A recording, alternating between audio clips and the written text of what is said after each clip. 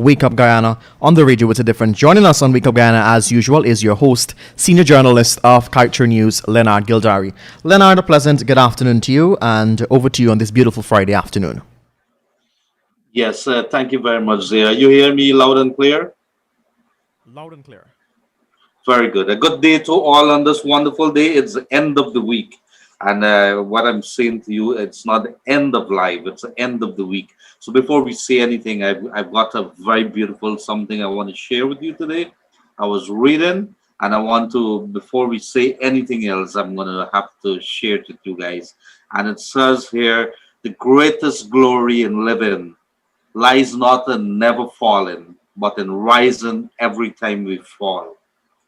I repeat, and I want to share back with you. It's such a beautiful thing. It's inspirational in every sense of the words that come out of here. The greatest glory in living lies not in never falling, but in rising every time we fall. So it doesn't matter. I think it's good that we fall every time. Then we realize we learn to appreciate those bruised knees and elbows, and so that when we rise again, it is going to be so very beautiful because then you enjoy whatever it is. You're having a deep appreciation of the struggles, the sacrifices that we would have gone through. It is a place on our knees that we would never ever want to go again. So I want to start there by saying a good day to our beautiful people right across this land of ours. It is the Wake Up Guyana show. I'm your host, Leonard Gildarie. I'm operating from home. It has been that way for almost 2 weeks now. That's because I've tested positive for COVID-19. And I want to say that it has been very good to see the support that has been coming out from our people. We have not stopped coming to you with our Wake Up Guyana show from Kaieteur Radio. That is because we never ever give up here. We don't say no. We don't say never. We don't understand those words. Those words are not in our vocab. So we might be down and out in a little, but our people are going to come to you, bring you the news. And we have a team of good people, strong people, young people, energetic people there at Kaieteur Radio, Kaieteur News. I want to say good day to Mr. Glenn Lal and a good day to the guys down in the studio there, of course, Joshua Van Seitman and Kevin Smith and the rest of the folks there. And so we get into things today as normal. What is it that you have to bring to us on the Wake Up Guyana show? We want to hear from you. And of course, before we get down to those things where we're going to have our conversation as normal, we want to tell you what are some of the big news that is coming out today. And we are, of course, going to share with you news from your favorite newspaper, that is the Kaieteur newspaper. And among other things, the lead headlines that is coming out there. So this morning, I must tell you, there is good news. There's traffic flowing up and down the West Babis area there. There's, of course, President Finale would have journeyed to the West Babis area.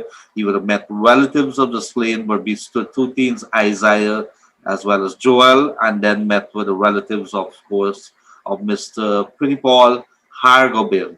And there he would have made it very clear in meeting with those relatives that he's going to pull out all stops. He's not going to stop until he get answers, and the people of Guyana get answers for these acts. While that is happening, there is news coming out, unconfirmed news that is, that the relatives would have said to President Finale that from what we hear in these killings here may have been gang related. If that is indeed the case, then what we would have seen here, the protests and everything would have been strongly, I want to say, or wrongfully directed. And what you would have seen here, a couple of people, very clearly, criminals would have taken control of what should have been very peaceful pickets and protesting, and they would have taken it. And of course, we would have said that starting yesterday. We need to get to the bottom of these things and get to the intellectual authors. A lot of people hurt, properties damaged, two persons more lost their life. On top of that, one young man with his long life ahead of him lost his life. Those two young men should have never lost their life. Was it drugs? Was it gang related? Was it a retaliation for a couple of coconuts being stolen? We must know, we must get to the bottom of it. The authorities are busy investigating. The president, the government has already says that it's going to ask the government of the United Kingdom of Britain to give us some help forensically and otherwise to find the answers to bring the perpetrators to justice. And so that is good news. The president is also saying he's not above going to United Nations to ask for some help to see about an inquiry, to bring some closure, for us to get some answers as to what went wrong, whether politics played a role in this entire thing, and to bring the persons who would probably have been the intellectual authors, and that's my word that I'm saying there, to the fore. We want to see justice because our country was hurting. It is the end of the week almost. We come into another weekend. We will be positive as we go forward into this weekend that we shall rise above everything that would have happened. So welcome to this wonderful day. Welcome to the Wake Up Guyana show. Welcome to Kaieteur Radio. And I want to say good day to you for wherever you're joining us from across this nation of ours, and of course from overseas. Like I said, all every single day we have been with you, whether you're coming to us from the United States of America, from Canada, from Europe, across the Caribbean, from our neighboring countries of Suriname, from Brazil, from Trinidad and Tobago, across this Caribbean nation, wherever you're joining us from. A good day to you. And of course, I can't forget our dear people who've been with us day in, day out, and they've struggled with us here. I feel the pain. They would have seen their families being hurt. I want to say, and this goes both sides of the divide. I want to say good day to you. This morning, I must also tell you that Claremont Mingo Region 4, or District 4, returning officer of the Guyana Elections Commission, who would have been accused of playing a very major role in helping to thwart the democratic rights of the people of Guyana. He appeared in court and would have been slapped with another charge, an indictable charge of conspiracy to commit fraud. And he is jointly charged with the chairperson of the People's National Congress Reform and former Minister of Public Health. Uh, this is no other than Valda Lawrence, and she would have been in court also. So they have to return in court on November the 16th. And so that is what we have to tell you with regards to that. So another charge slapped on Mingo, and he would have been appearing in court with David Valda Lawrence. And of course, among all of this would have been there's a developing news of deep interest to you people today. And then the news is that there is a deep division within the People's National Congress reform. And on one side, Walla Lawrence and James Wan and the rest of them are pushing for change. She would have played a major role in the Berbice area, calling for peace and for a withdrawal of the protests. And that was done. They listened to her. She would have gone up to Berbice the last couple of days there, and she would have been there with several government ministers. So it seems as if the people are listening to authority.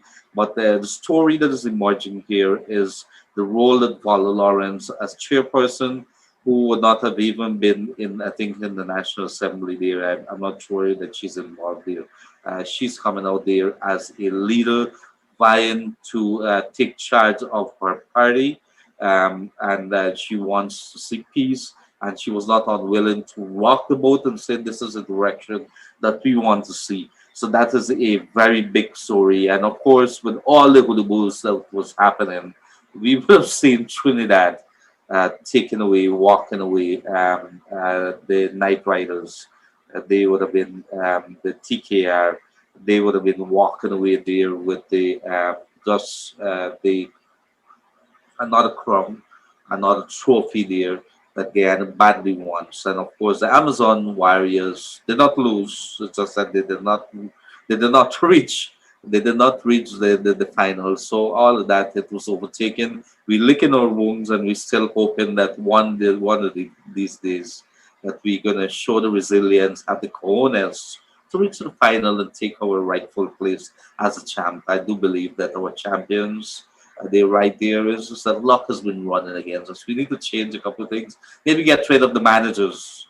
I'm not sure, but whatever it is, whatever we've been doing, you cannot do the same thing every single year, every single day, every single hour, the same way and expect a different results. You got to change things somewhat. So if you've been doing things and you expect that your boss is going to give you a promotion and you're going to work every day late, or you want to leave early on time and you don't want to give an extra, pushing those extra hours, you're not going to get that promotion because you're doing things the same way. So let us rile things up here a little. President Irfanadi meets with relatives of slain West Berbice teams and Principal Hargobin.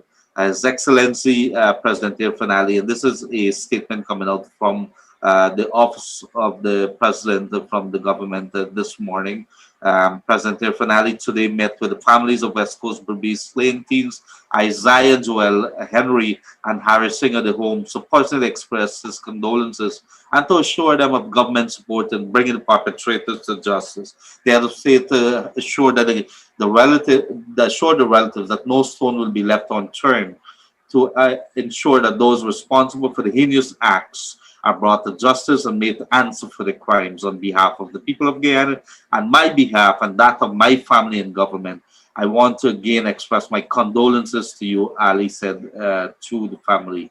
During his visit to each of the family, the president also pledged to work tirelessly to ensure that a resolution of the investigation is given the highest priority. I will work night and day to get to the bottom of things.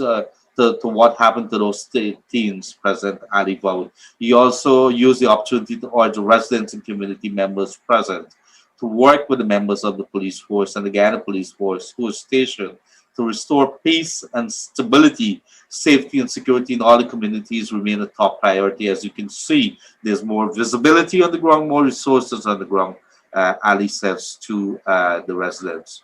He also urged the communities to come together, not allow themselves to be divided. He also asked the residents to cooperate with the police who are working to not only conduct their investigations, to also bring peace to the communities along the West Coast Berbice corridor. This is stressed can achieve through cooperation and sharing of critical information, who can assist investigation. The head of state also reiterated that no forms of criminality will be tolerated. We cannot tolerate lawlessness and criminality. We have to fix what went wrong and move forward, he says. So very good news. I like those kind of language. And so we are going to bring you the headlines of the Kaieteur newspaper today. It is September 11th. You remember many years ago, more than a decade and a half ago, almost 2 decades ago, we would have seen that very big attack in the United States, one in the Pentagon and two in the Twin Tower, as well as some other attacks with the planes. And it would have brought to the knees America, which would have caused America to put into a number of top measures, including the way travel is being done across the world. It changed the world forever. Going down 20 years forward, there is another big issue that has changed the world. It is going to change the world forever, and the way we do things, and the way we take precautions and everything. And that's none other than the pandemic, the COVID-19 pandemic, the coronavirus, as we would call it. And it has brought its knees to the entire world. And it has crippled trade. It has killed many thousands of persons. And so we have to ensure that as we go forward as a people, that we have to live with COVID-19. You look at stories coming out of the United Kingdom this morning. There's a big quarrel going on. People would have been working from home, and the government is not too happy with the amount of work that they're doing. People are, becoming accustomed. So going forward, there's going to be an entire middle management. It is predicted that is no longer going to be there. So you're going to have what you're going to have. You're going to have people that is going to be working. You're probably not going to have any supervisors that's going to be there anymore. So let us see, going forward, how it is that we could get accustomed to COVID-19 because it's here to stay. It's not something that we like, but we have to get over it and find means to deal with it. A big chunk of the budget has gone to COVID-19. We have over 50 something billion dollars. And guess what? A big chunk of that is going to COVID-19 monies that could have gone elsewhere. We want those money to go elsewhere, to the pensions, to school for kids, for more resources, so many other things that we could do to repair our roads. These bank road is in a mess, lots of potholes there. And I want to say thank you very much too, because what I can tell you today is that there is a lot of government officials listening to this program right now. People tuned in. Yesterday, we would have gotten calls from the Guyana Power and Light, as well as the Ministry of Housing and Water, with regards to people complaining there what would have happened. So I want to say good day to those wonderful folks there in those very big ministry. I want to say a safe day to our president and his cabinet, of course, to the opposition leader, Mr. Joseph Harmon, former president David Granger. We don't hold any thing with anybody. We're going to say it as it is. These are all our leaders. They represent somebody. We want to see them do their job. We want to see them deliver value for money. We pay you guys, whether it's a stipend, whatever you want to call it. At the end of the day, you have to make sure that you deliver your services to the people. For the opposition leaders representative, according to the recount, and those figures that came out of March 2nd, it's 217,000 persons. Let's don't forget those numbers. For the People's Progressive Party Civic, it's over 233,000 persons. So those are big, big numbers. And so if you want to put it and say that these people don't count, they do count. They represent something. When the PPPP was in opposition, they represent somebody. So let us be very uh, understanding of what those figures mean. So we go straight into the Kaieteur newspaper today. And when we come back, we want to open those lines, because it is not about me talking today. It's about you having your views and calling, and let's just have those discussions. Should we hold an inquiry? What would you like to see? Should they be jailed? What about those folks who would be caught or identified as playing a role as beating our people, attacking, damaging, lighting fire? What about those? What is it that you want to see? How should government treat future incidents like this? God forbids that something like that happens. So let us see what is happening. It's a very busy front page here in Kaieteur News today. It's September 11th, a very significant day in the history of the world. The attacks would have been on America so many 2 decades ago. And I was living in the islands then. This is a sidetrack a little. I was living in St. Martin then, and I was busy work in the morning, and the television was on, and CNN. I was tuned in on CNN and looking at something. I can't remember what it was. And then say, there's a breaking news. Somebody just reported that a plane just ran or flew into one of the towers in New York there. And then within moments, there was some shock, because the cameras were on the tower, and there was something that looked like another plane ramming into that building. And then there was some other news. America was shocked, because what was happening here? Another news: a plane flew into the Pentagon, and within hours, you would have seen the donging of those twin towers. Many people died, including lots of Guyanese people. I think it's over 2,000 persons. America was never the same again. The world was never the same again. Guyana could not just travel to the United States. They were strict when you're going through and you're taking stuff through the airport. So many changes, so many things that we had to implement at our airports here before you could even say. And there were a lot of screening and so on. The embassies got a little stricter. So that is why it is significant in terms of September 11. The name Bin Laden, many people believe that he was a hero. Many persons was breathed a sigh of relief when under the presidency of Barack Obama, that they were able to capture him and his body, of course. I'm not sure. I think they dumped him, or it was the authorities would have gotten rid of it. So it's September 11th here now, and traffic flow in this joint services take control of Region 5. I like these headlines here, because it means that these people, was it too late in coming? I want to hear some of your thoughts of that. Did the joint services, did the security force take control too long? Did they lapse? Because if you're going to do an inquiry into the entire issue that would have happened, the situation that evolved since Sunday evening, you would have to take a role. Did the joint services do enough? What could they have done better going forward? Is there a need for more training? Is there a need for more officers on the ground? So we need answers to this as we go forward. TNT constantly improve gas deals while Guyana hides behind contract sanctity. And this is a story that every single day that we keep talking about here. I mean, I don't understand. Are we a fool or something? How is it that other places are saying that they could use these oil and gas deals that they have, these oil and gas deals, the arrangements that they have, and they're able to strike better deal? And we were talking here about contract sanctity. Are we crazy or something? Is it that we not listen to people? Are we not seeing these stories, these good practices, these beautiful stories that's coming out from the rest of the world? How governments are going ahead and strike a better deal, collecting more millions of dollars for its people. And we say in here, well, we can't break the deal because it's sanctified.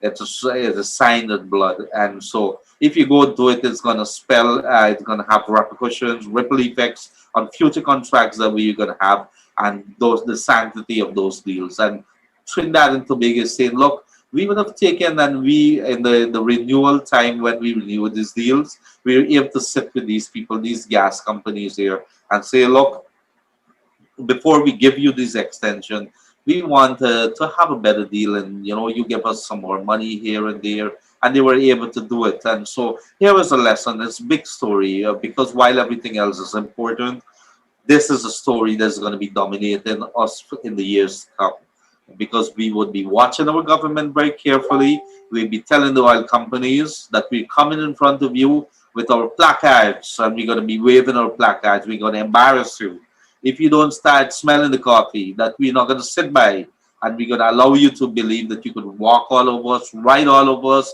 pee on us, or whatever you want to say it. And these are languages that we should be. These are language that we should be talking to our government, to the authorities, to the regulators, to the oil companies, and to every company that comes here and believe that we are an easy people, that we don't know how to fight, that we don't understand our role, our own rights. Well, we do understand it, and there are people who is willing to fight, and there's a government there who is stating, look, wait a minute, this is not what we want. And so we have a people, we have parliament now, and the pressure is going to be on. Two charged in death of East Bobby's carpenter that sparked protests. You can remember this story here with a fight between four young men, and the fight ended up with one man dying and the other man with a slash across his face. Two men were charged after there was also a protest, and this is in the East Bobby's area there.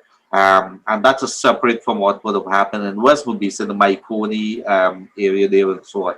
Man stripped, car burnt in protest attack at Maiconi, and this is a story. They were taken, he and a Afro-Guyanese, an Indian man and Afro-Guyanese, I could say it.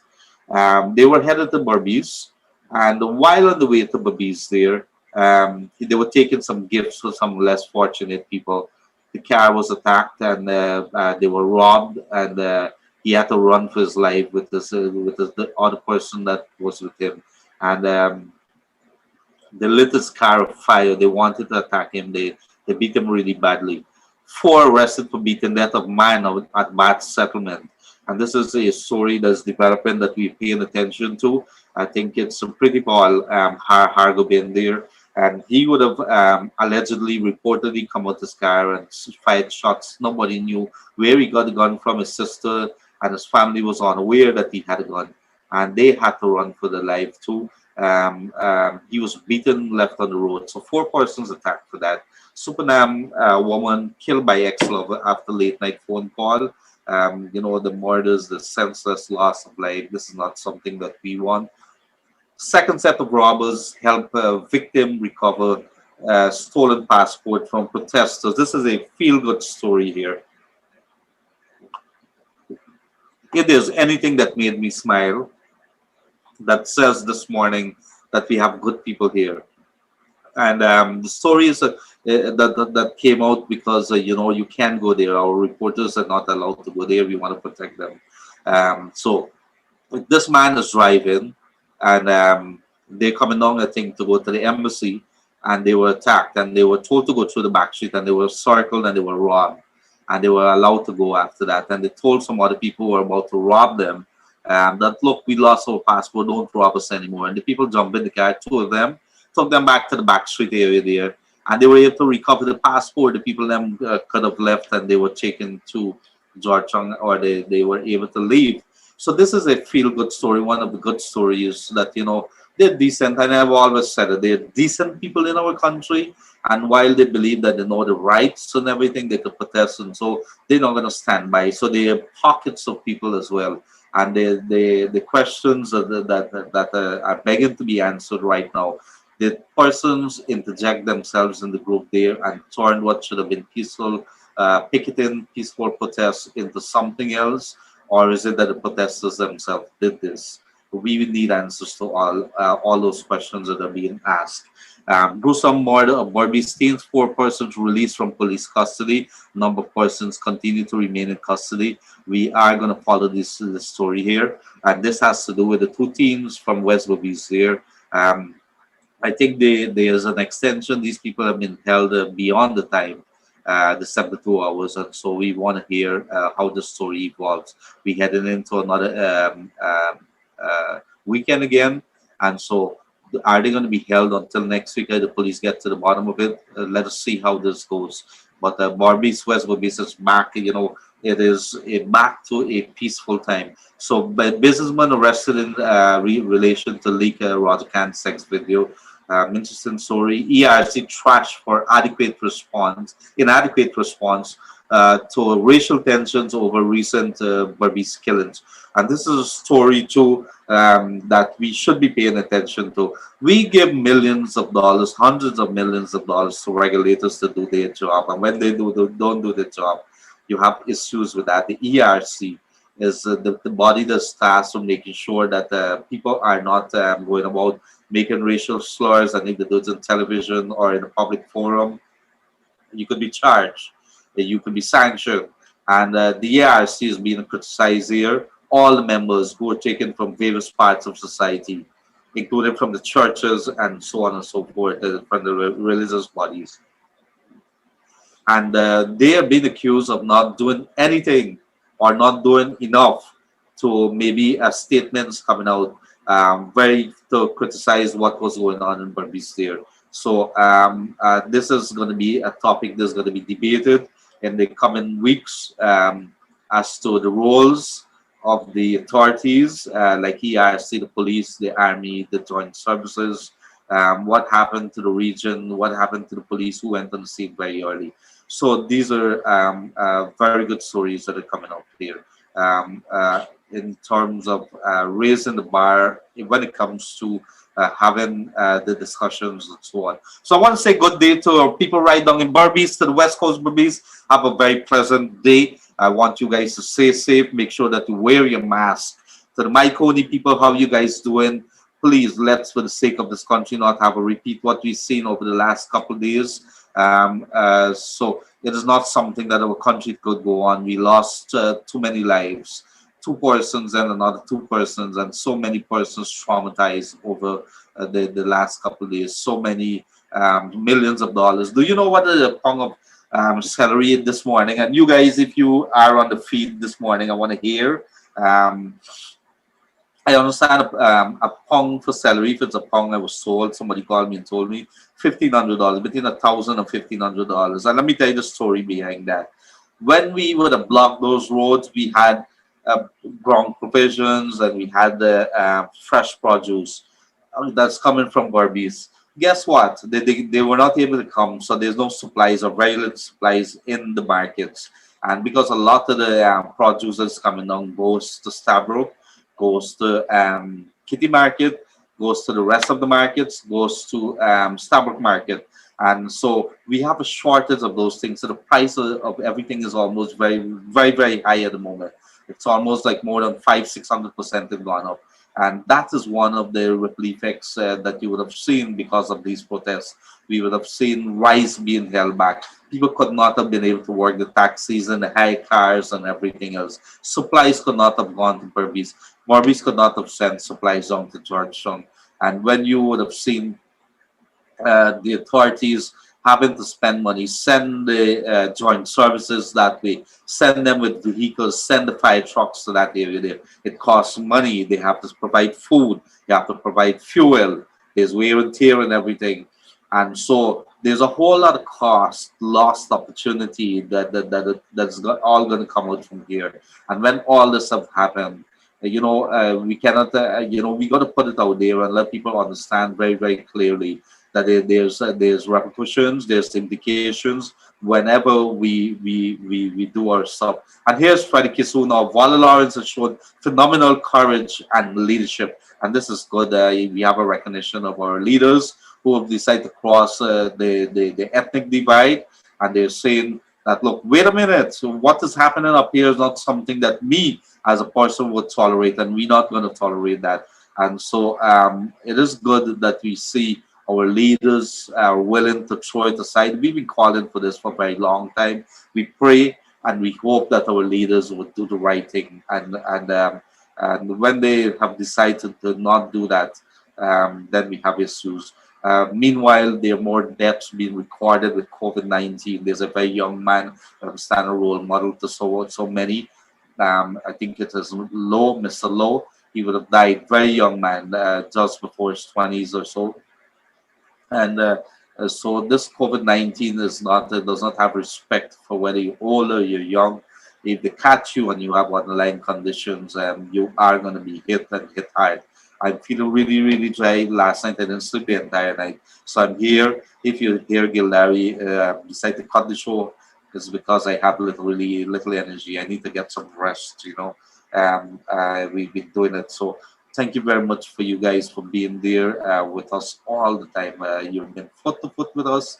CGI to acquire sanitization towers within a couple of weeks. So if you're going through the CGI, you'd have to walk through underwater tent like area and you're going to be sanitized. So it's no longer the airport employees who's going to be doing it.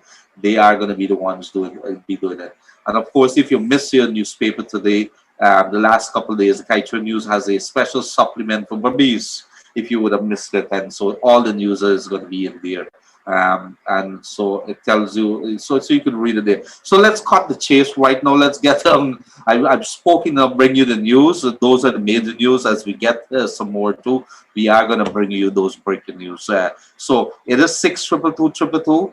And we want you to send those messages. Let's hear your messages. We want to hear your thoughts. Should there be an inquiry into the Berbice incidents? If they find people are culpable, and we see like those videos, that man cuffing that other man so very brutally, that minibus driver, you would have seen the video not too far away from the policeman standing there. Did the police see? Did they try to act? What happened there? There was this killing of the two boys. Was it linked to something else? Was it two coconuts? Was it drugs? Was it a gang-related something? We don't know. At the moment, the police have to do something. But we have to find, at the end of the day, we have to find answers for it. So let's get it right. So it's a Wake Up Guyana show coming to you live from the Kaieteur radio studios down in Saffron Street, 24 Saffron Street to be exact, and 99.1 and 99.5 in Berbice, 99.1. You can get us on Escribo as well, and 99.5 in Berbice, and of course Kaieteur Radio on Facebook, and of course you could get us on Kaieteur Radio live stream on YouTube. So Joshua, when we get those calls coming in, 226-7453, please put them through. Please put them through. Let us get our people online here. We want to hear from them. We want to hear what is happening. We want to hear their thoughts. We want to hear so many other things. I've been trying to get the NIS folks back on for today. I haven't been able to make contact. I know that they're very, very busy. So, hello. Yes. So, good afternoon, caller. You on the air. Go right ahead, sir. Good afternoon, sir. Good afternoon. Something really doesn't mess up. Maybe I don't know if it's my fault to analyze thing or what. But those two guys that were charged for that guy that they stabbed that guy, and when I see the video, the two guys with the bicycle I'm speaking about, where the one get mouth gets slashed. Me ain't saying no blood or nothing. Even if the body mouth gets slashed here at the scene, we ain't see nobody hand holding nothing. You ain't see no blood. Something that's amazed with me with these things. Two guys get charged. Yes, if they do the crime, the thing they got to spend the time. But we are not seeing anything to stab or to say anything. They said the guy gets stabbed. The next thing is this. I agree 100% with Vola Lawrence. Yes, she do something, but I don't like when she close off. We can tell, I can tell we people, and Irfan Ali must tell he people. That should not come in. We are Guyanese. There is no, you, up no AFC or PPP or no own nobody. Should just say we Guyanese should have try to unite in a better way. That is my concern. Thank you, sir. Thank you very much, there, and I fully agree with you. Let me say this: this is not my people and your people. Yes, you have your supporters, and so I think maybe she's talking politically, but when we start talking those kind of talks, so it's sinking the people's brains. I have to say to you that we say I got to start talking what this being our country. This is our people. This is not a PNC people, or this is not a PVP set of people. It has to be one people. That's what our motto says: one people, one nation, one destiny. Let us don't forget that: one people, one nation, one destiny. So when we have stories like that, I quite right. I think in hindsight, Walla Lawrence is going to say yes. Maybe it was. I should have said the other thing, which is, it is our people here. So let us continue. Let us continue to have those conversations. Let us continue to talk the right things. And when we see our leaders say that, we have the right to correct them too. It both sides of the divide, and I kind of like the posture. If it was a smartness, to use a word I borrowed from one of my friends, if it was a smartness that Walla Lawrence did, to pull back and to stop this protest down in Berbice here, along with the People's Progressive Party civic ministers that went down there. I saw Vindhya Prasad, Minister Vindhya Prasad, Minister of Human Services, and of course you would have had the Prime Minister and so going down there. I'm glad that the president went down there today. They must take these matters very seriously when it comes to anything to do with ethnic tensions, when it comes to do with anything.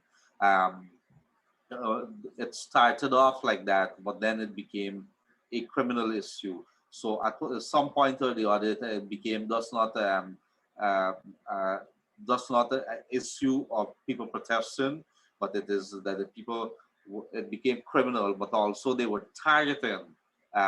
Actually, people were targeting the Indian persons. People, there's lots of persons would have been coming out and say that.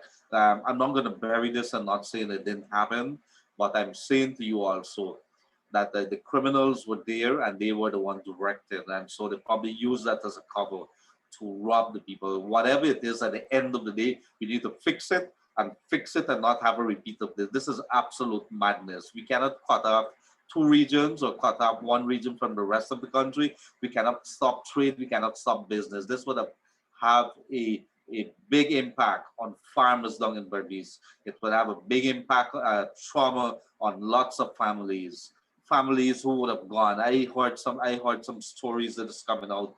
Sugar workers went from Enmore to Blairmont, and they were left stuck there, were had to be placed in the estates there, in the estate houses there, made to sleep there away from their families. So there's a lot of side stories that you would hear maybe come out after a little while that hasn't come out, that would tell you some of the trauma that would have, people, family were wondering where's their family. They had people who had no phone, couldn't get in contact, and it just happened. One man who was missing from his family, a young man, he could not get hold of his family down in Berbice, and they put it out on the social media.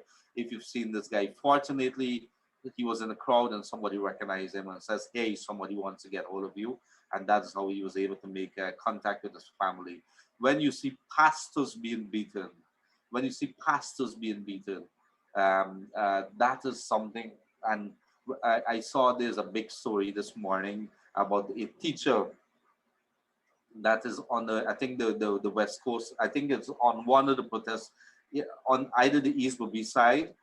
That she was even attacked. I think it was a headmistress attacked by one of our own students. Attacked, and the story that's coming out that he even tried to kiss her on her lips, and he did that.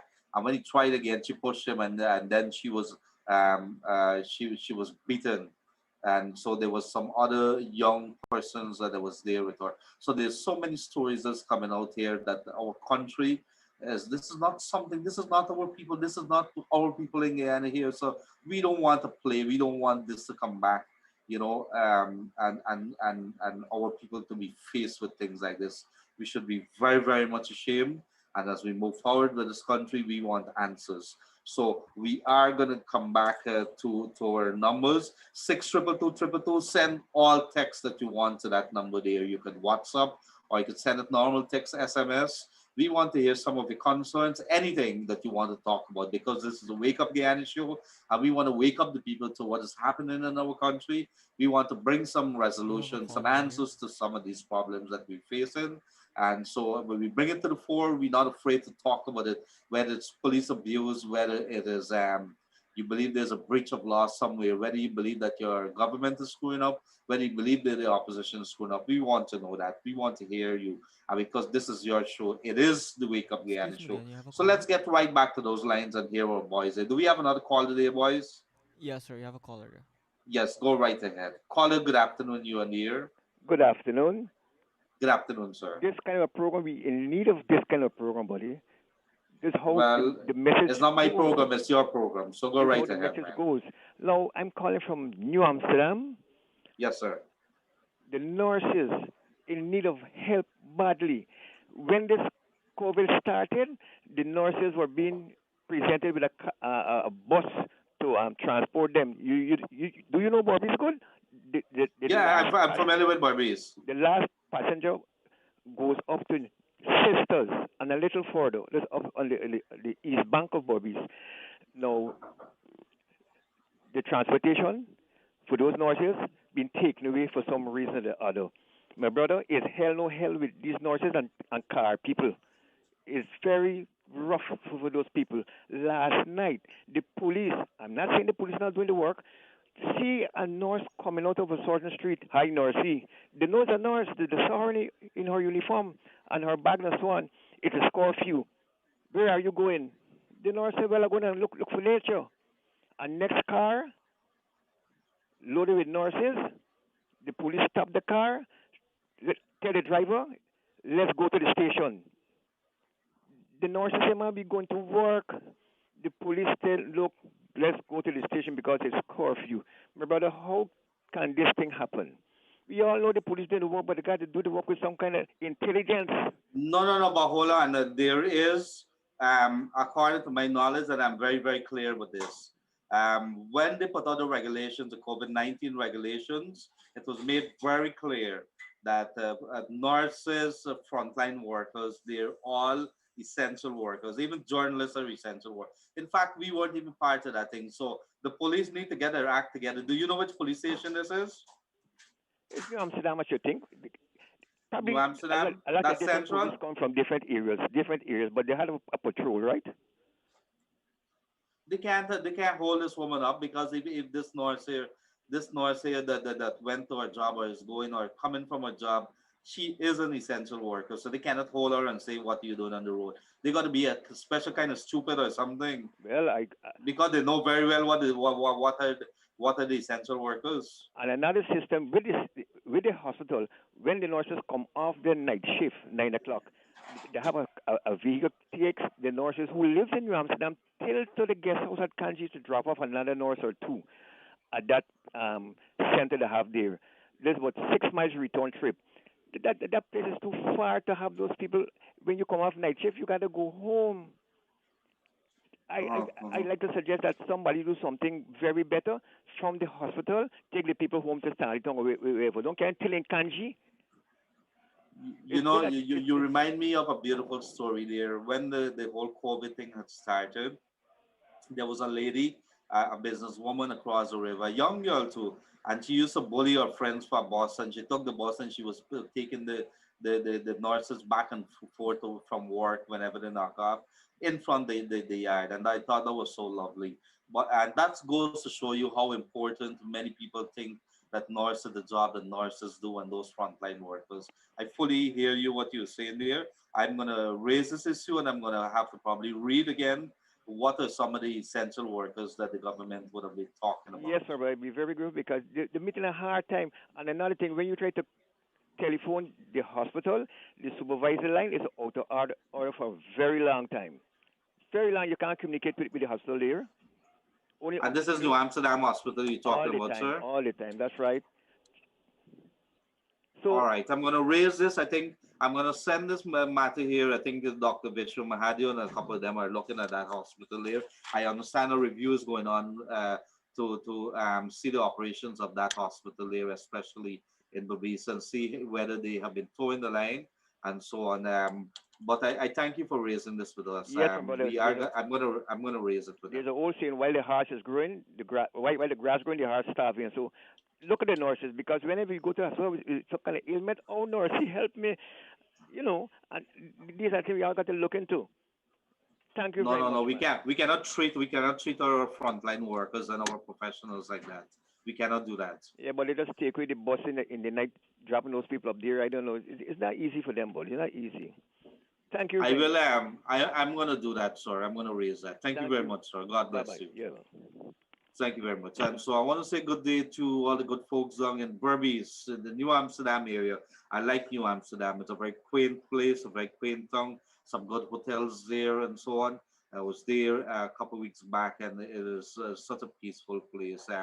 Back in its heyday when there was a Rosenthal ferry, the place was booming a lot. They need some rejuvenation right now. They need to find some economic activities, but it's such a quaint place. And then there's that Kanji Bridge. So many things there, landmarks, and Berbice has many of them. So I want to say good day to the good folks there. And let me see whether our boys have been able to send us any texts here. What is happening down in, okay.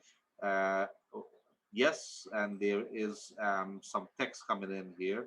And so today, you got it incorrectly with Amazon Warriors. Because of COVID, they decided to keep out of the playoffs. Them boys thinking about them health. And I like this person, got a good sense of humor. The Amazon Warriors decided that they're not going to take part in the finals. So, they're taking care of the health. I like this person. Thank you very much for that. It's a smile for you guys out there. Uh, Hi there, good afternoon to you wonderful people at the Kaieteur Radio. I wish to say something to our Guyanese brothers and sisters. Please come to your senses. Let us have peace and harmony again. Uh, Politics is a very dirty game. At the end of the day, we all have to live in the same country. Love those thoughts, and you're so right on the money there. It is our country. We have to live with each other. We have to play dominoes with each other. We have to shop. We all have to shop at probably the same place. We have to go to the same supermarkets. We have to probably travel in the same minibuses and so on. When things happen, how do we tell our kids? What do you say to your kids? Let's say you were Indian and then you have a girl child and your girl child bring home somebody else that's of a different race. And many stories that the kids nowadays don't really care about race. They're very, how you say it, they're very innocent to what all the folks, what has been ingrained in them, and the hate that would be in a lot of the older folks, and they try to pass it on. Many young people now don't know anything about Barnum. They don't know anything about Cherry. They've grown up under Bar Jagdeo. They've grown up under the 90s. They've grown up under this Apno FC. So don't talk race about them. They're good folks. And so when you're talking about that, let us be very, very, very clear that this is not something that the young kids want.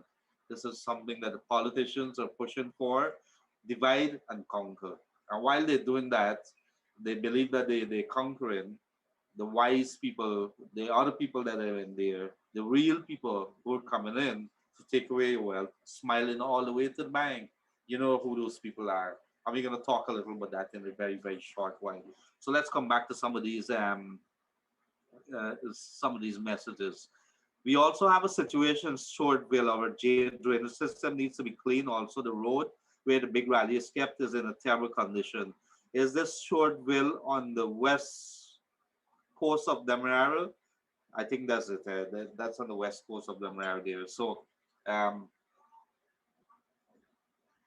you guys need to make a complaint there to the NDC or to the RDC and let them point it out who needs to do that. Make sure that, look, you guys have the NDC and the RDC there. Make sure that you complain to them. Let them understand that you talk Kaieteur Radio and Kaieteur News if they don't want to listen to you, and tell them that I'm gonna take your name. Take all the names of these councillors, man. This is how you do. You walk into the place. What's your name, ma'am? Or you're Leonard Gildarie. I want you to take this complaint. And if the person give you a citing, you just tell them you call in the radio station. I'm giving you your name. I'm gonna go on social media and complain about you.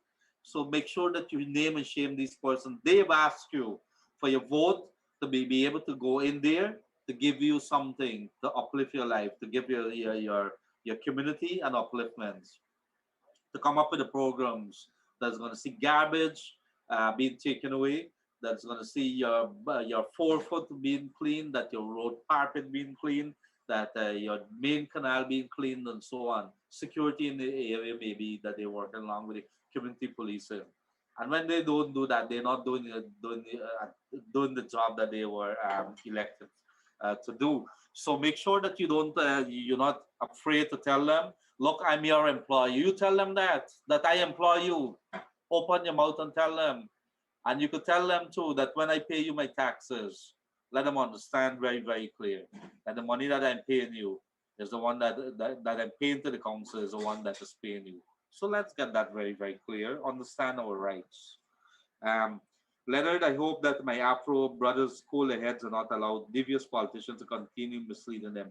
We have to educate ourselves to fall in line on the treasures on the horizon of Guyana. Let me be clear: we cannot have a rebel opposition leader and others that are sheep in wolves' clothing, inciting people to riot when the police did not conclude the investigation. Guyana is the only country to correct Exxon balance sheet. Let us hope when Exxon signed the Payaro oil deal, our royalty should be around 20 to 30%. If this deal is signed, I would advise Guyana to buy Exxon stock, because if one invests 5,000 US dollars, your return should be $3 to $4 million in 4 years. This is very, very good. Somebody knows that. Huh? Rioting and looting is not the way to go. So this is coming from that person. I'm happy what Miss Walla Lawrence did, but I guess it's just an attack on Mr. I guess it was just an attack on Mr. Granger and Mr. Harmon. I'm not sure if it was smart politics and whether it's just an attack. I'm glad that the Berbice area has been cleared. Thanks, Miss Lawrence. Two died from drugs or gang related FUs. I'm not sure.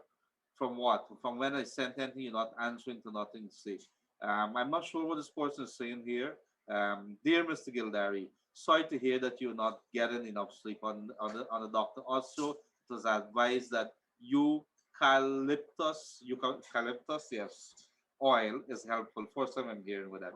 You can apply some tape below and maybe it might help. Also, hope you feel better. Enjoy your show. Continue good work. Leonard, how are we looking so stupid? The Chinese are eating bat for a meal in China. Now innocent people are facing death for no cause. Now I'm saying that the Chinese government must feel responsible for what's going on in Guyana. So don't blame the people in Guyana. No, ma'am. Or sorry, I'm not blaming the people in Guyana. What I'm saying, let us make sure that we take care. Let's be responsible, because whether we like it, whoever put it there, we have to face it. So we have to be responsible. Good day, Leonard. Just want you all to know it's just one of the Henry boy who did beat that teacher and drag her at the Barbies High School. Um, I'm gonna have to follow this story. I don't know anything about that. I called the police on Friday about 5 times from number 8. They were attacking my house, and up to now they did not come. But when the rain come down, the people left. It was some people and from the village and some unknown. Um, Hi, Leonard. Anyone get hold of the 17-year-old boy? I'm not sure what 17-year-old boy you guys are talking about here. I want to know. But good day to you guys. Welcome to the Wake Up Guyana show, wherever you're joining us from. And so let's get back to the line. Josh, do we have another caller in the air there? Let's put two our callers there. And as they come, let's put us through. Good afternoon, Leonard. Hi, good afternoon, my brother. How you How doing? you doing, man? All right, man. All right. Go right there. You know that statement with Lawrence. I wouldn't take you serious, you know. If Yes. Valalas was in the PNC, she would have not gone there. You know why? She wanted to show the people she's more powerful more than Harman and Granger. And I couldn't remember a time. I think it was last year or the same year. She made a statement when job was not. Except people only get a job if they look like her, not look like Jack Deal. So the statement that she made is just to show lips and throw water and duck back. Another thing, there should be a COI, and I think it's in this police force. Those police who was there and turned their backs, I think they should get their numbers and dismiss them from the force. You can't be paying people money to help crime and then you're turning your back. What are we paying them for? This police force, if you got about 3,000 of them, half of them got to be dismissed. They are not worthwhile. And we got a COI in the GCOM, um, in that GCOM there.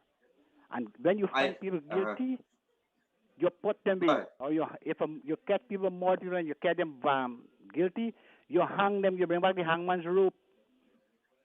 Only then people gonna understand really what's going on here. Because you got criminal who murdering people and go to the jail, go to the court, they go to jail and come back and they still up on the street. You gotta hang these people them, get rid of them for society. This thing can't Well, work. I want to agree with you that we have to see some more tougher measures. I'm not sure about the hanging because most of the countries in the world they're not allowing it because we've signed on to some conventions abroad, international human rights convention and so on. But I agree, we got to put some very tough measures when you see these things here. We should not be allowing it. We should And not be allowing it. another thing, the ethnic relation. There was to do an investigation with Winston Jordan and Bartik and Moses Nagamutu. 1 year and months have passed. Those statements those two guys made. And the ethnic relation did nothing. Like they were asleep and they're still sleeping. And the Guyana human rights, like they went in quarantine. And now they wake Oh, up. don't talk about that. Don't even go there. That the Guyana Human Rights Association, for more than a decade since I remember myself, is a two-man show. Nobody else there. Nobody knows where they operate from. Nobody knows the number or anything. I'm not sure when you just see them conveniently, whenever they're supposed to be talking, they need to get some another human rights association. I'm not sure how they got that, but that's where madness is happening there. Just like how we accusing the ERC of doing absolute madness, and you have even members that is inciting ethnic tensions. You have the Guyana Human Rights Association as a big joke. Gildarie says so. And I think they should have stopped put money in this ethnic relation. You waste the time with that thing too. You gotta get people. You gotta get impartial people. You can't get people You know the with the reason. You political know the party. reason why we have this issue here because people, and this goes across the board. I'm talking about town councils, NDC regulators. They don't understand the job, and those that understand the jobs, they're the ones who taking advantage. Some of them taking bribes. Some of them taking bribes. Gildarie saying so. Man, I could This is like the GGMC. You could I look at I can second you I that. could tell you so many stories, man. I can But it second is you that. what it is. This place, there's a lot of dirty things going on. It's got to get cleaned up. We have to clean up this country. And if this thing go ahead and not a couple years from now, this country die. Everybody doomed. They're doomed. They can't do nothing. But we have What? to revamp this police force. We've been talking about it growing up, like how we talking about potential Guyana got. We talking Mm. about the revamping of the police force. It's always something. The cops, when they go into the work, like I said yesterday, the first thing they say, where you want to go? Or if they have an option, they say, boss, could you put me out on the street? Yeah, yeah, I And they want to don't make care money. whether the sun hot or the rain falling. They want to be out in the streets as a traffic officer. That's the best thing that can happen, man. They want to Oh, make money for the wow. road. They like make money for the road. But again, Oh, we know what it is. We know what it is. So anyway, I'm making sure that all my car documents are ready. Can nobody locking me up or nobody man, telling me them man anything. would find something. You drive your car, something shake underneath, they find me, they can give you a charge. Anything deception, I want money, they do anything for get money. This is the type of, I'm not saying we got good police in this force, you know. No, they We got got decent. good I know a police. lot of them, and I'm good friends with a lot of them there. But But they but know if when you, I take pot shots at them is they got a couple of rogue people who there, and why when they leave the job in the afternoon is another job they're going to take. Sometime probably in the underworld. So well, we are anyway, very much aware of those things. I want to congratulate me by you, man. You get a job, a good position there. I know, is it a job? He was always taking pot shots at that time. I want to say good day to you, Mr. And I Dr. York do hope Mahadio. I do hope what he preached in 592 that he delivers. Well, I think next week he and I supposed to come back on the show. I'm working on it hard. I've been talking to him every single day. So let's see what happens. At least one day a week, at least I can bring him back. We're gonna be back with the show though, Ah, go and this Leonard, time thank it's you. gonna be even more talkative than the other one. Tell me something. I just Mr. Mansoor Nader is positive too. I understand that he is.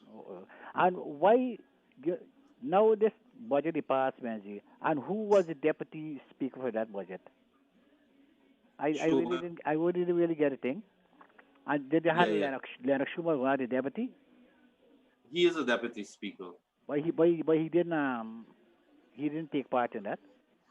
I can't remember. I didn't have a look at it. I'm gonna have to look back at it because I got to make some calls and there's some things about the budget that I got to come back and have a discussion. Ah, go Leonard, you take care, bye. God bless you. Bye, bye. So until then. So thank you very much, Jay Caller, all the way from Diamond on the East Bank of Demerara. So I did find the latest COVID-19 according to the official gazette, and the gentleman from Berbice that called with regards to who are essential workers and essential services. And let me read it. It is going to go. Well, let me read it. This is very important. The following essential businesses may carry on operations for 24 hours each day.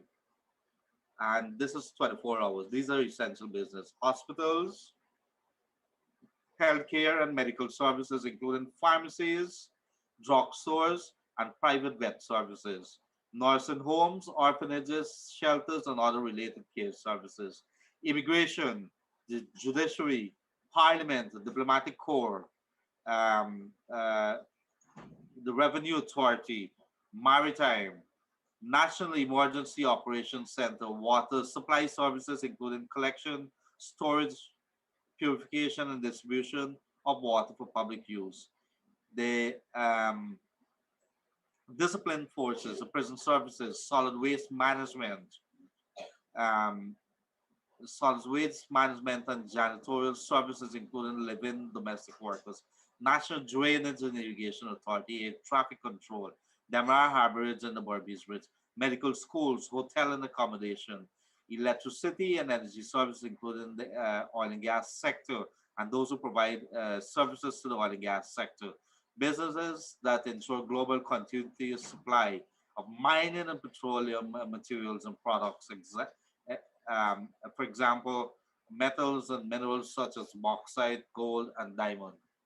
Um, Mineral and petroleum production, development operations, production and processing, mineral and petroleum exploration and development, mining and petroleum supply and services that support supply chains in the mining and petroleum sector industries, businesses and operations that engage in the cutting, processing and preparation of trees into lumber, and ensure continuity of supply of forest products. Security services including private security, telecoms providers including internet, telephone, call center operators, media houses are there, thank you Lord, broadcasting and the Guyana National Printers Limited, port authorities including bulk marking, operations and loading and offloading of marine vessels, petroleum vessels, ships, bulk and containerized vessels, port services, logistics, and freight services, including transportation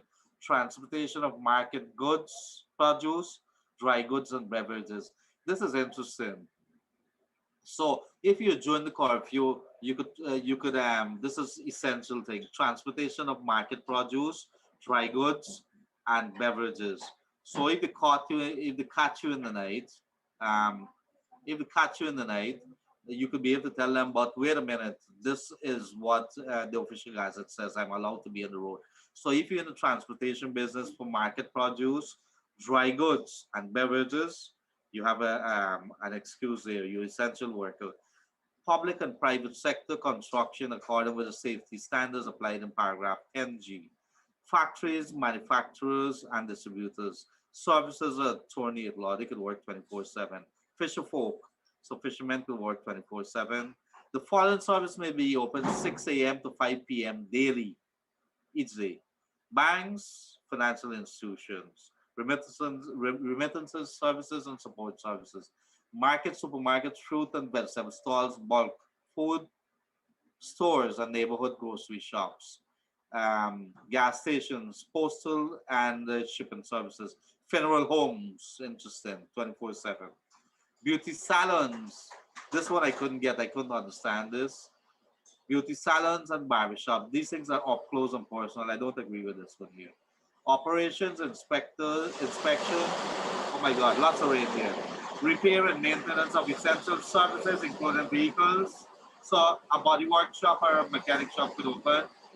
Traffic signal maintenance, automotive repair and maintenance facilities, hardware, plumbing, electrical stores, clothing, shoes and bookstores, services necessary for the maintenance of residents, including plumbing. Um, and of course, you could only restaurants and food service shall only be open for delivery, drive-through, curbside pickup and takeaway services. Indoor and buffet dining is prohibited. So we come back to what the gentleman was asking us. Um, the essential services are hospitals, healthcare, and medical services, nursing homes. So these people are allowed to be on the road because of these services. And I think that's about it. I think that's about it. So in the meantime, while our boys are coming back, um, while our boys are coming back with some other calls here, I'm gonna have to ask them. We are gonna bring you some other thing here. Good afternoon, Mr. Gildarie. I'm listening to the guy that's talking about the nurses. Can you please advise us as rice farmers what category we fall under? Because the fact remains the access is not good to and from the field. So we leave the fields early. We sometimes reach the road after 6 p.m. Please also advise us while we are at the various mills waiting for trucks to discharge. If that's a charge for us because sometimes we take days to get our paddy discharged at peak hours. Let me go back. Very good question. Um, Transportation of market produced dry goods or beverages. Um, if you are in the business, let me see. Let's see here. Solid waste management. Let me see. Electricity, petroleum, businesses engaged in the project, for services. I think the dry goods is where you might fall under. You in the manufacturing sector, so I think you would be allowed as part of that to take yourself there. You can't stop the business. So I'm going to seek some clarification, but I hear your point here as what you're saying there. But I think you would be safe. I'm going to get some clarification here. Um, Len, I'm sending you this. Can you please? No, I'm not sure who is that. A better value for better protection. Get your shipping car. Oh my God. Everything that's people sending to us. Do we have another caller on the line here, Josh? Let's put our people online here.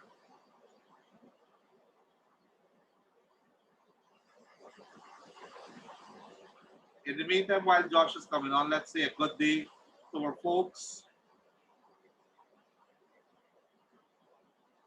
Okay. Sorry about that, Josh. So our folks there, let's see where we have another call there. And of course, I want to say good day to Rats, Chrissy, Prasad, Mohammed Halim, Karen Smith, RNJJ. These are some funny names. Karen Smith, Karishma C.C. Paul, Elizabeth Ramcharan, Camila Singh. I want to say thank you very much for joining us for being with us today. Um, and let us see how we can get it. Mal Samwaru, Randy Cole, Nalini Singh, let me see what else. Telma Drakes, how are you doing? Thank you for being with us today. Jai Prasad, Vikram Raghunanan, Randy Cole, Gloria Manwar. In the meantime, let's go back. Um, uh, let's go back. Do we have any other callers on the line here, Josh? If you're not joining us, it's the Wake Up Guyana show. It is 99.1, 99.5, and you could also get us on Kaieteur Radio on Facebook or Kaieteur Radio live stream on Facebook, on YouTube rather. And I want to say good day to the people along in Escribo there, from Anna Regina, from Supernam, from Charity, all the way up in the Pomeroon, wherever you will join us from. Of course, all the way to Port Kaieteur, Region 9 there in Lethem. How you guys doing? Into the Rupununi Savannas, Madhya. I know some of you guys are getting us via the internet. So I want to say good day to you. There's some folks that is tuning in to us here also all the way from Brazil. So I want to say good day also to you guys here.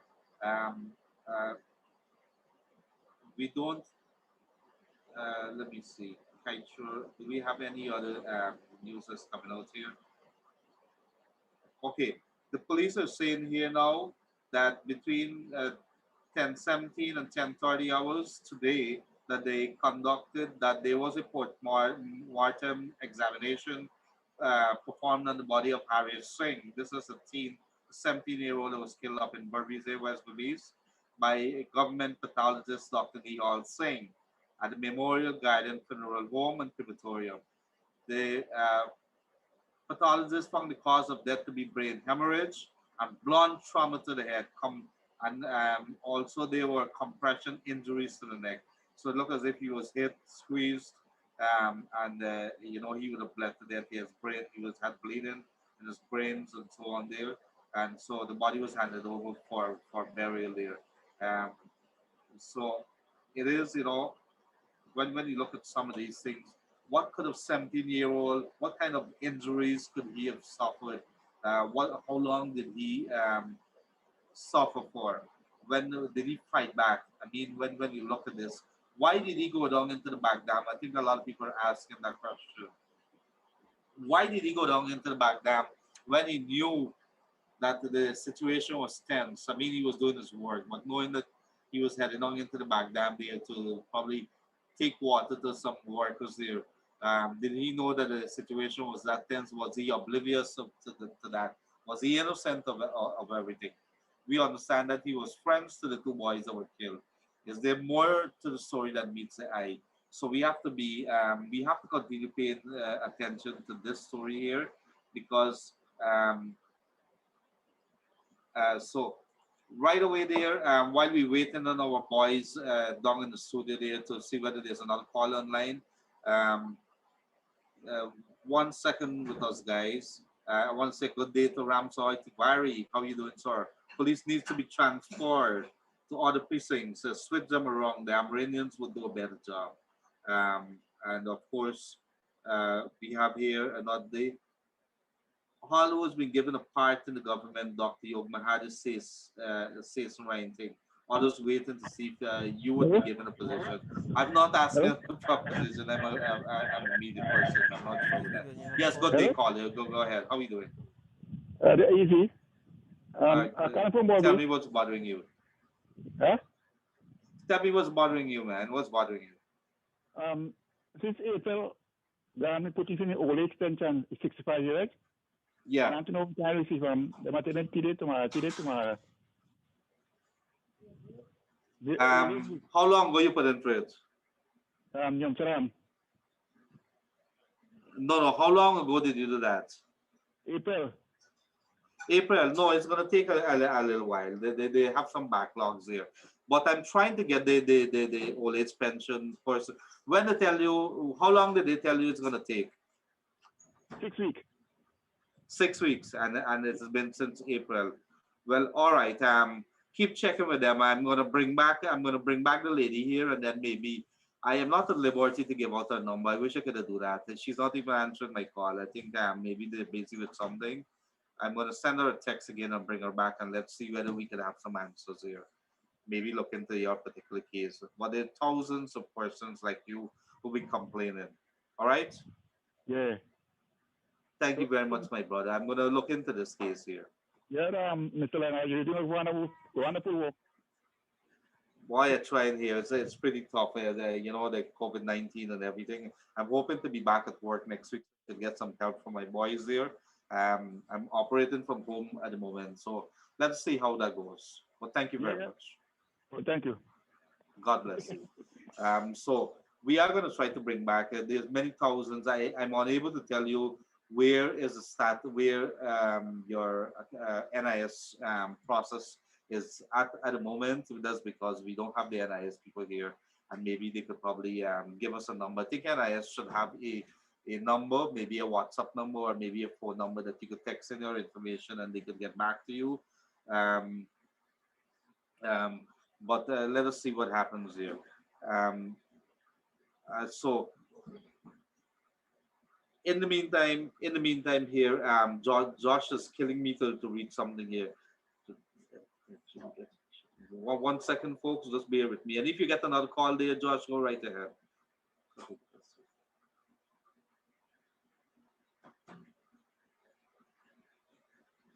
Josh, go right ahead. Go right ahead, Josh. So in the meantime, my apologies. I had to read something there for Joshua. You know, these guys come with all kind of things. Like they don't see me get enough work, and they're giving me more work to do. But I want to say good day to Mr. Gavin Digar and wife down there at that very big silk cotton tree there at Providence, Myconi. He called me this morning and he wanted to know he and his wife, wonderful folks, very warm folks, and they know my family. You know, we got some people here who probably even know more about you Hello? than you would know. Good afternoon. How are you doing, ma'am? How are you doing? I'm okay. How are you? What's bothering you? Pretty good, pretty good. What's bothering you today, man? Um, Let's hear it. Something is bothering me. The 25,000 for a grant, cash grant. What you have to file for a form or something? No, you don't have to do anything. Do not do anything. I understand. I was told by an NDC person that initially they were given instructions by the NDC. The NDC, the orders came down for them to find, I think, about 50 families in every area or something. That was initially. The president then come out and says every household. He didn't say every house. He said every household. So if you get two or three families living inside one building, you might very well see those three families getting help. That is what he said. Every household is going to get that 25,000. You don't have to fill out anything. Y'all don't fill out anything. Anybody come, you're not obligated to fill out anything because they're going to find a mechanism. I think what they're battling right now is how they're going to share all the money, whether you want it in a hamper or you want it in cash.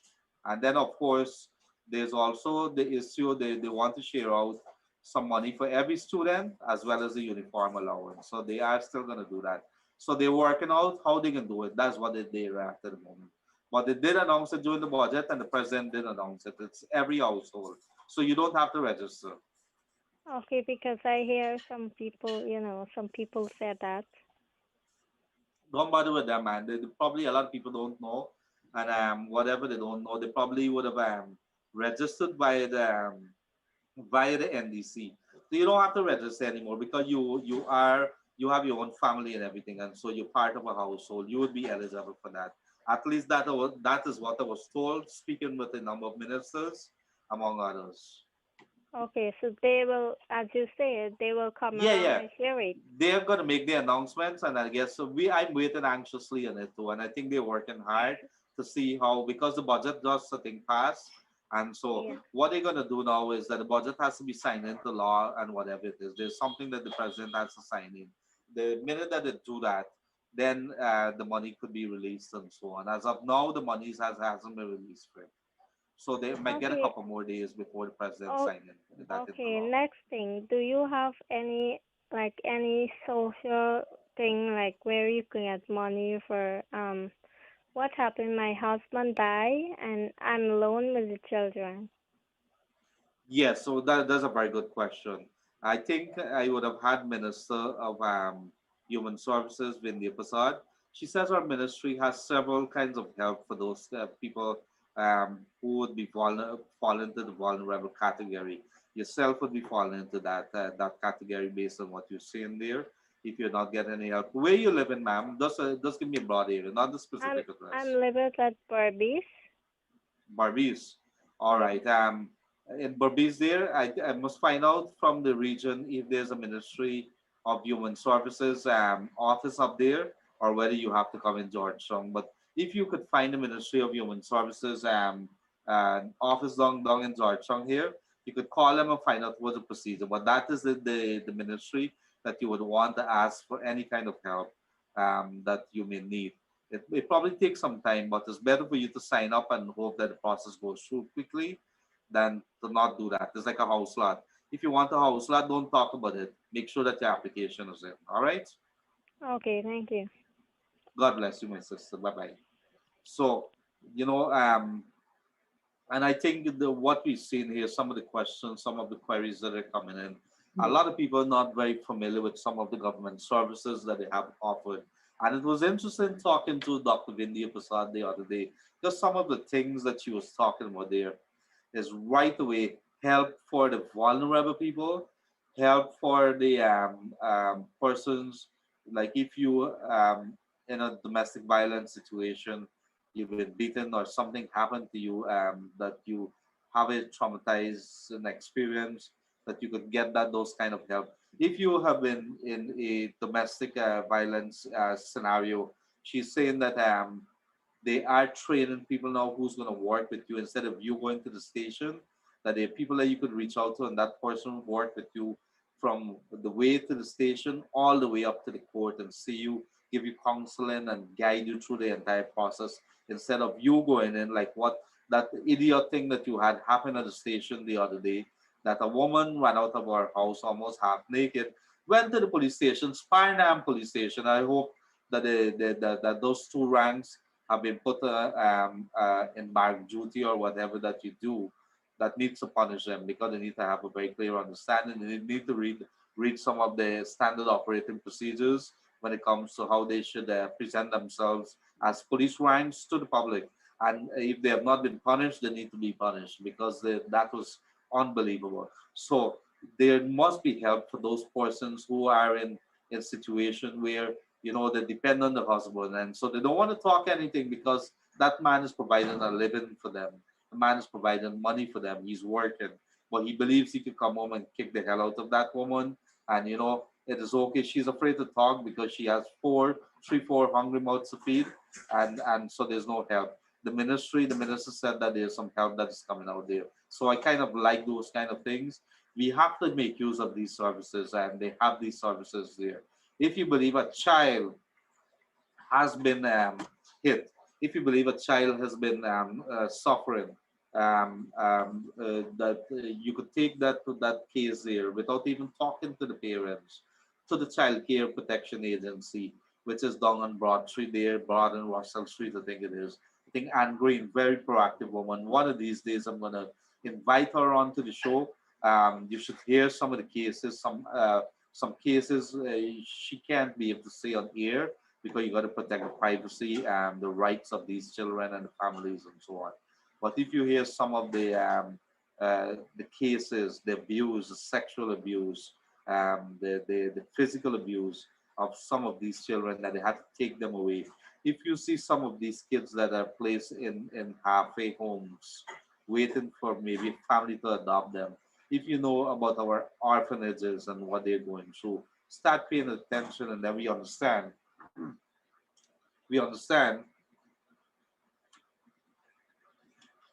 that while we fighting and while we going about doing these things here, there's a other side of the picture. There's the hidden side of Guyana that nobody's paying. And for a long time, many years, over the years, that the vulnerable has slipped through the cracks. They have suffered. If you go to the post office and you take a couple, follow a couple of these guys, a couple of these older folks, who's going there to collect their little pension that they're getting, maybe their little NIS, who are fortunate to receive NIS, and they get their old age pension as well. Follow them, the ones that may be getting, if you can, find out some of them who are just getting the old age pension at 20 something thousand dollars, gone to $25,000 now, thanks to the budget. There's a couple $1,000 more, but it is what it is. But you follow them and see the kind of life that they're living, and the dependency, and some of the shame that they would look at you and say, I wish that I had known better. That if you see, the kind of things, some of them are very fortunate to have good people around them, but they go and they live day to day dependent on that 20 something $1,000. carry them through. And some of the days that they don't have the money, they're praying for the next day to come. These are the stories. These are the stories which bring tears to your eyes. I would have gone to a couple of them, and when you listen and you hear, you hear how they live, and it doesn't bother while we busy cleaning Good for them to afternoon. cleaning. Yes, good afternoon, caller on the air. Go right ahead. Good afternoon, sir. I How just you how would you how like, you doing? I just like to know if karma will work for you like it worked for Dr. Yul, who called again, who called what, again. what, I what, what what is chronicled. karma? I can Did tell he you do what the something karma wicked is. and it's paid? No, He's paid the he price for called it? again a rag so many names that he become the head. Now I'm thinking that you have talked about one particular utility company, someone that used to become the head. You know who we're talking about, right?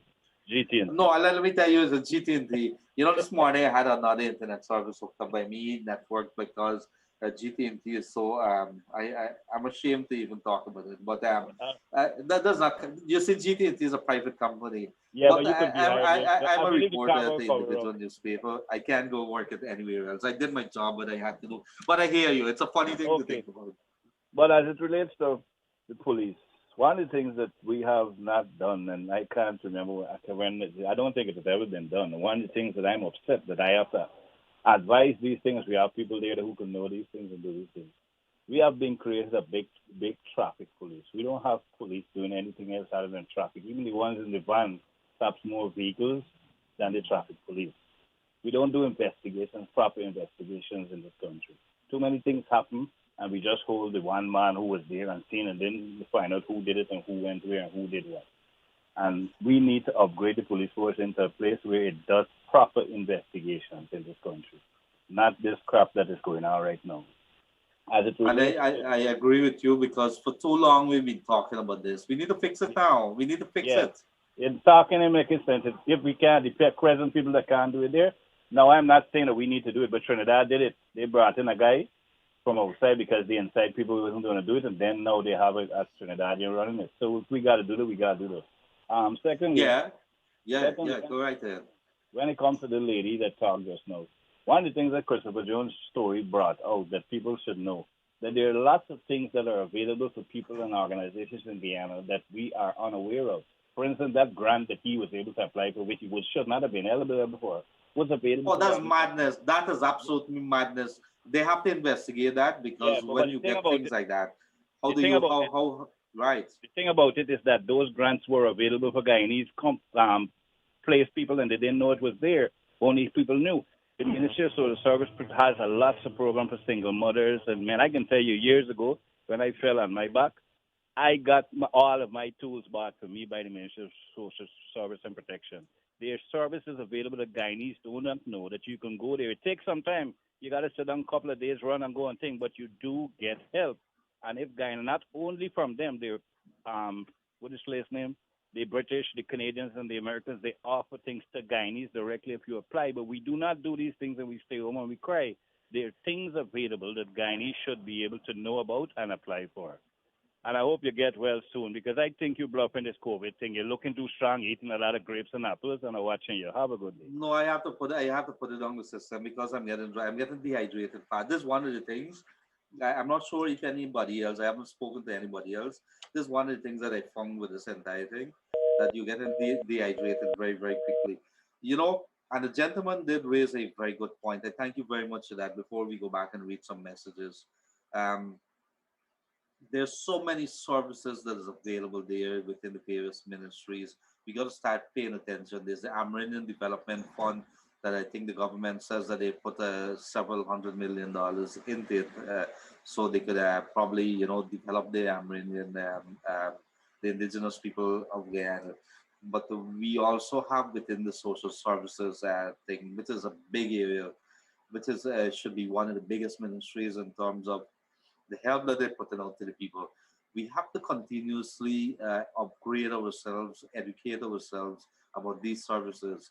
The counseling services. A lot of people don't know, but there's a whole bunch of things that they have there. If you are you're falling on hard times, there you could apply.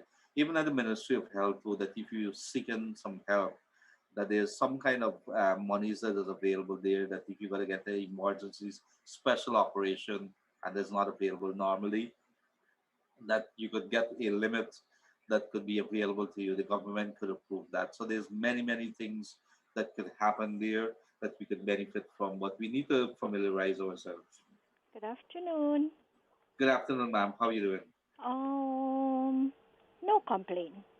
No Regard, complaint? That's yes, very good. I like that. regardless all the challenges I'm going through and all the side effect, and I have to be strong.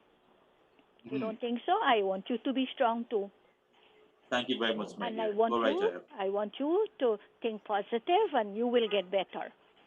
Because if Yes, I I am. because if I could fight cancer, I think you can do it. I And I appreciate that very yes, much. and I wish you all the best. And let us have patience and wait for the government and to do what they have to do. Because I hear a lot of people complaining, but things cannot happen, like you plant a tree today, not gonna bear today. We have to Mhm. wait because, a lot of things they have to look after. So, we have to have some patience because I am one who needs help too. So I'm just keeping my finger crossed and think our president will do something good for us. But we have to wait. Just have to have patience. So all the people who asking for help and whatever, I asking them, pray, let's pray for our country and pray for everyone. And things gonna get better. Do you think so? Yes, I do appreciate that, and Yes. because we have to, we can't just sit here and just believe that our country is going to go forward. I think there's need for us to bring back God into our life, into what we Yes. do. Some people might not believe, but it is indeed true. No, God is great. And we live our Yes, trust in His hand. He knows what He's doing. God is yes, ma'am. slow, but He's sure too. So let's Thank you take very it much, one sir. day at a time. And you take care, Yes, my ma'am. dear. Bye Yes, you bye. too, and God bless you for that. God bless you too. So Bye. yeah, it's very uplifting words from that lady there. She said she's a cancer, survivor cancer patient. And so when you hear things like that, and they can tell you, you have, we have our battles, but when we believe we the bad, there's some other persons who got it worse than you, and so they're battling it through. They're lifting up their heads. They're going about the business every day. Do not allow yourself to fall. Remember, I did point out to you at the beginning of this show, the greatest glory in living lies not in never falling, but in rising every time that we fall. So it is not how hard that you fall down, it's how well we rise, and we rise every moment. And so it is, that is very important. So let us make sure that we dust off, we get up, and we continue trudging on, because that is what matters. That is what's going to lead us to our destination. So we're going to fall many times, but let's ensure that we gather strength and say we're not going to give up. We're not people like that. So in the meantime, Josh, whenever you're ready, please put those calls in. We have it's 2:39. We have about 20 minutes, about You 20, have a caller for about 15 minutes more to go. Let's Hello? see how we get our people here. Um, they I personally think they should. I you have a caller personally think for they should contact people in the area and work with them. I know a lady off my street and the boy opposite me is taking names of the person. They're good friends, so she came and put all her children name on the list because of four daughters each has a child. What I know is that one of the daughters living downstairs by herself, but she's claiming that all her other children still entitled to $25,000. Thank you very much for that. Good afternoon to you, Len. There's someone living in my house that I really want them up. They're stealing electricity and water. Also, I really like to know if the Ministry of Housing is fully open to the public. Yes, they are fully open, and you should. Well, I don't understand how somebody is living in your house. That it's your house. That how are they living there? You have a property there, and if they're stealing electricity, it's very clear how you can do that. The GPL has to be told, and so, but the Ministry of Housing, I'm not sure what the circumstances here. I have to get more details before I can make some maybe advise you accordingly. Um, they said that they're going to give one family and take the name of the other person living in the home. I'm not sure about this. Like I said before, don't bother with that. They're not taking any names as far as I know. I have not received that, and the government has not made any statements to this effect. Leonard, why quarantine Barbies? People have to go to Georgetown to get a police clearance, and it take 1 week to uplift it. Please pass it on. Yes, of course. These are things that we should be able to, like how you have the immigration officer in Barbies here. I think you could be able to not have to come to Evaluary to get your records on there. We should be able to apply maybe at a passport office up in Berbice and see if you could get it there. These are things that we need to talk about. I probably would raise this with Minister Robertson Bell anytime we have a chat and see whether they could tell us anything. I applied for water since January 2020. Since then, I've been running to the Green and Hoop office twice to send the workers to disconnect my service, which they did not supply. Um, Now the case of COVID is on the rise, and my neighbors are skeptical for persons to enter the yard. Please need help. Um, I'm gonna have to ask Josh to send me this number here with this person with this water since January 2020, and I can probably pass on to the authorities. Hi, Leonard. I don't get it. If the budget is catering for the remaining months of the year, how come the pensioners have to wait until January 2021 for the increase? I am not sure about this. I didn't see 2021. I see January 2020. It goes back to. So let me get some more details on this. The housing scheme that I'm living in, all the lots are occupied. So the person opposite me wrote down the people name um, and phone number that are not living in the scheme and wrote down the empty lots next to this padded list. Oh my! And if somebody could send me these details, you guys got to come. We don't just don't, we're not talking in the breeze here. We need to know where this thing is happening. Do we know who these people are? Um, I wish I would know the day when the people come to my scheme and would point out how many people are living in one building, especially around my area. And this is interesting. This is interesting indeed. Because we're talking right now, people are really raising the issue. I'm glad you should pay attention to everything that happens. If you believe that we're gonna allow a couple of people to take advantage and steal this money here, we're not gonna do that. So you guys got to be watching each other. Make sure that whatever mechanisms is being put into place, that you pay attention, that you watch who the people are managing the money, the distribution, and that if you see anything wrong, you need to point out to them, take pictures, take videos, because you need to make it public. We need to stop them in the track. You don't want to hear 6 months after that, major fraud discovered in distribution of $25,000 COVID-19 help. I would hate to hear that. And anybody who does that and is caught might be the first one in this space. It's name and shame time. And so let us do that. We need to name and shame some of the people in this country here. So as we go forward, that they would think twice of ever robbing anybody in this country or believing they could get away with it. Start naming and shaming them. Leonard Gildarie, you're the one, you can't do this. You're not entitled to do that. And somebody I did see did ask a little thing if Yoga already got this thing. Say Snowing got something. What is Leonard Gildarie getting? No, no, no, no, no, no. I never asked for any position. I tell you how this whole thing started. If you've been with us, you know it started on March the 2nd. I went up to the radio room. Nothing was happening, at least nothing that I liked. And I said, what's happening here? So I sat myself down in the chair. I said, Glenn will have to kill me today because I am going to do something with radio. And I don't have any idea what clues it is. I didn't have a clue what it is that I was going to do. And I sat down in the chair. I said, let me call a couple of people to give me a little update what is happening down on the at the various polling stations. I call Jerry Gavaya. I call some ministers. I call some opposition people, Gail Teixeira, and a couple, and so on and so forth, Priya Manik Chan, and so on. And that is how we started it. And it was never for us, what wasn't to do anything except we had a radio station and then it needed to work. And that was the idea. So Gildarie is not, searching for anything. I have a wonderful job. Well, I'm not sure what's the job. I'm a reporter editor. And I go down up in the radio, and I also do radio. So what's my job? I have so many things that I'm doing. I'm columnist also. I write a once a week column, and I had absolutely no idea what I was doing, but I want to share with people my thoughts. I started out with housing when I was building my house, and I talked about the contractor. I wanted to kill my contractor, and the problems that I had with my electrician and so on, and how you should apply for a house, that how you should apply for a plan to build a home, and how to apply for your water connection and so on and so forth, and the hassles that I went through.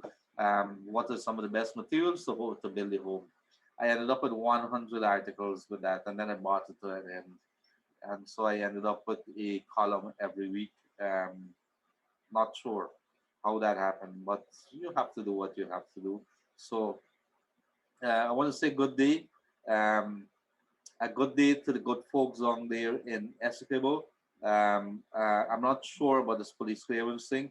I've made a note on it. I'm going to talk about the police clearance thing. I'm going to ask Minister Robertson Ben on the police clearance whether there's something else that could be done that would allow people to get police clearance in Barbizon and Essequibo and maybe in the various regions. I think that is what the government is working on. That in every region becomes a capital kind of or a kind of head office for the government in that region where you can access some of the services like passports and things like that. They're moving towards the direction of that. Um, One thing you can ask for, please take 500 of these children, the homeless kids. You know, somebody is saying that I should adopt 500 children. Oh my goodness.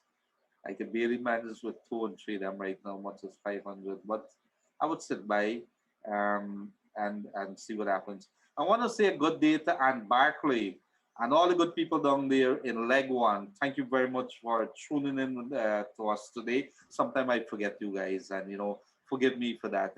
As I remember, I went to Leg One a couple of times. Never went to Wakenham. I want to go to Hog Island, and I understand Fort Island is also very beautiful. Um, and I did pass you guys and go all the way to Lake Mainstay, past Kapui and so on, and went to Lake Mainstay in Region 2 there. I went all the way to Molson Creek. I went to some places in Guyana that I would want to visit again. I went to a place that is just the Curryburn area, that just where the Milo Falls is. And so, at the end of the day, we have some beautiful places here. You would not believe it. The tall towering mountains. One of my guys I was talking to, one of my neighbors talking to recently, he said he went to the highest point in Guyana, and he says it's so cold in the nights here. You have to wear several layers of clothing. So imagine we have places like that in Guyana that it could be as hot as anything and as cold as anything during the day. So there's so many things that we could talk about this wonderful land of ours. But guess what? We have to talk a little about oil. Don't forget that you guys have to think. I think we'd have to maybe sometime or the other, if you're talking about protesting for your rights, protesting for somebody, kill somebody, how about us protesting, maybe do some peaceful picketing in front of ExxonMobil and so on and so forth. You want a better deal? Let's put some pressure on them. Why not? Don't you want a better deal? Don't you want a better pension?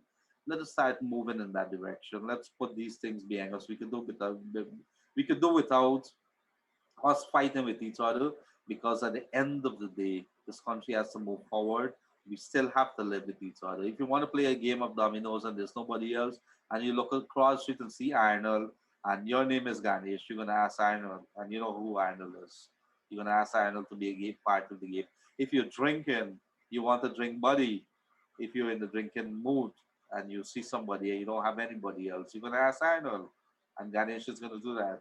So, at the end of the day, we have to understand what is important for this country, and fighting with each other is not what is very important.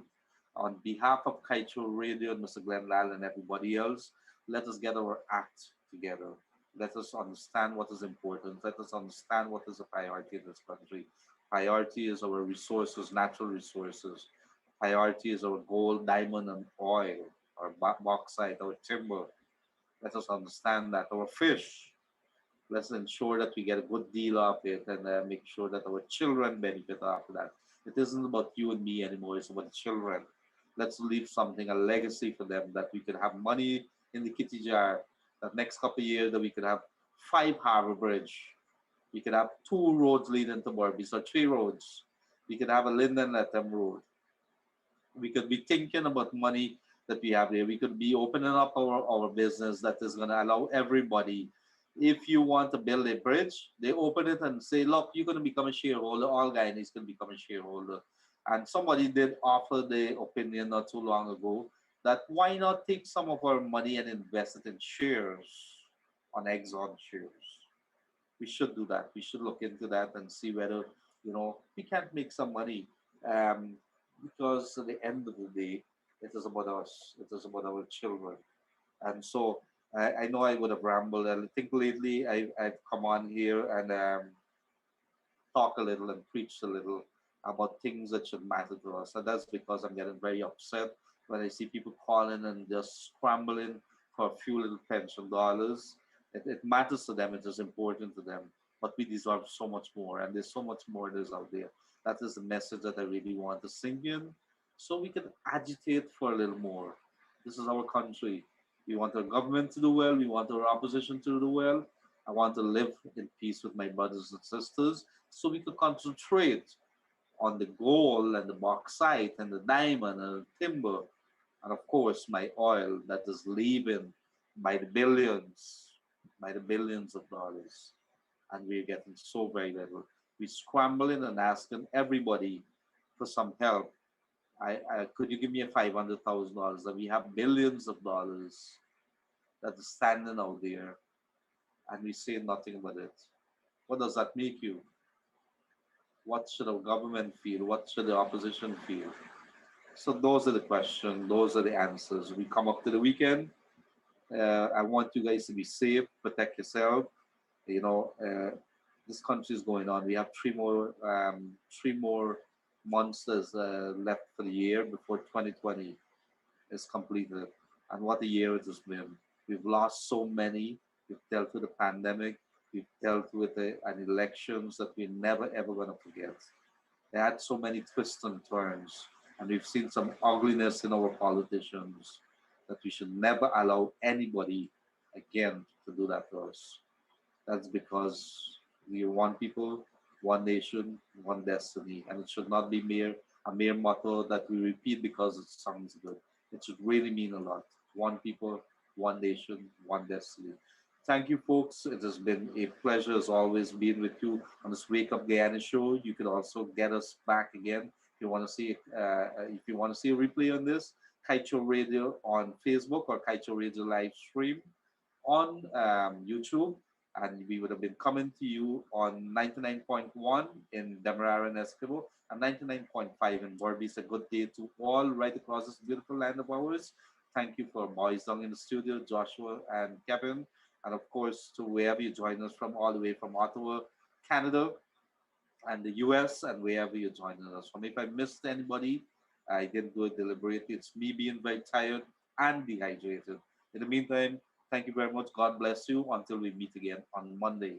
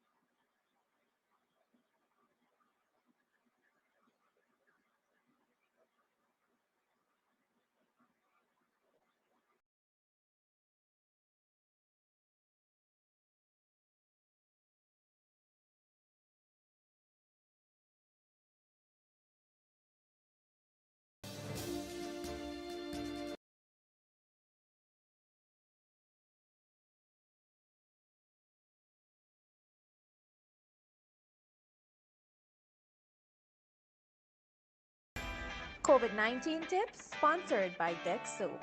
1. Practice social distancing. 2. Wear your mask when leaving the house. 3. Wash your hands regularly for 20 seconds using our Dex Soap. 4.